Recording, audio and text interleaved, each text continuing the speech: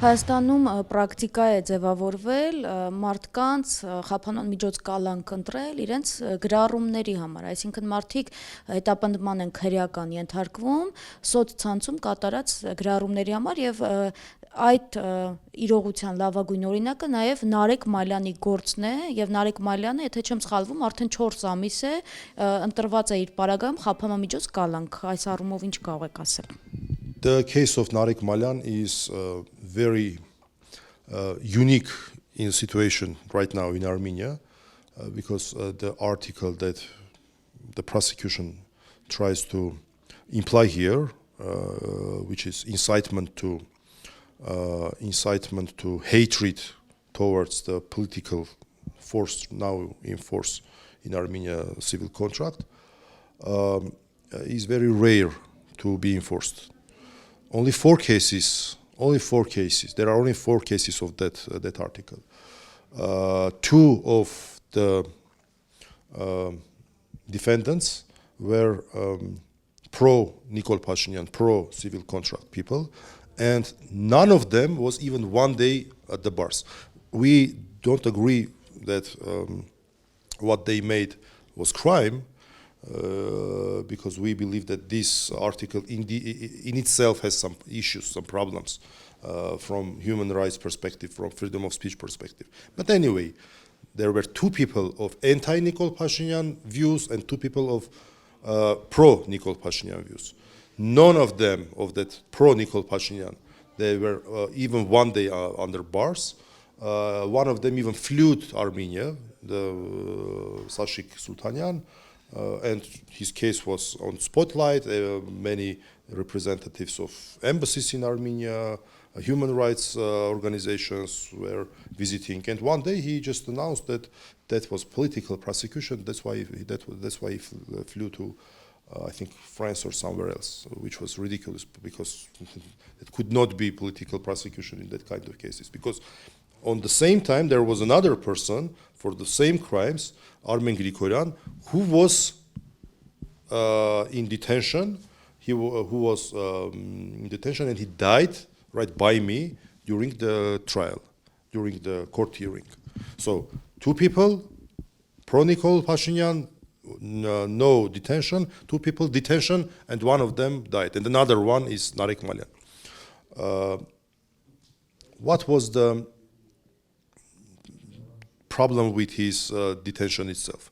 The only argument that the prosecution has is that Narek Malyan stated during his arrest that what he did, he is going to do again because he didn't do anything wrong.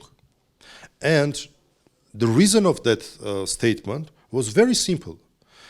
In the arrest documents, no word of Narek Malyan was cited. So he was arrested for hatred, political reasons and so on, but there was no word what exactly he did say, or not exactly, what approximately did he say, which was thought to be hatred or something like that. And, which is the most ridiculous part, I with Narek Malyan as his lawyer, we went to police because police came to his house and said that they have questions to him. Twice we went to police station saying that, okay, we came. What is the reason? And they say, no questions to you. No questions. And then we came back the second time. And after that, when I say goodbye, after half an hour, I get a phone call that, I'm arrested. So that's very ridiculous situation. And that emotional situation, ridiculous situation, after he was not given proper information what is the reason of his arrest. The person says that I did not do anything wrong. That's why what I did, I'm going to do again. I was never commit a crime. I'm not criminal. No criminal charges against me. There is one case that the court has a verdict of not guilty against Narek Malyan. So, in that situation, the court believes that the court, or I think the political leadership of Armenia believes that that means that he is going to do the same crime as they. We say, you did not prove that this is a crime. How can you say that when I say I'm going to do the same thing?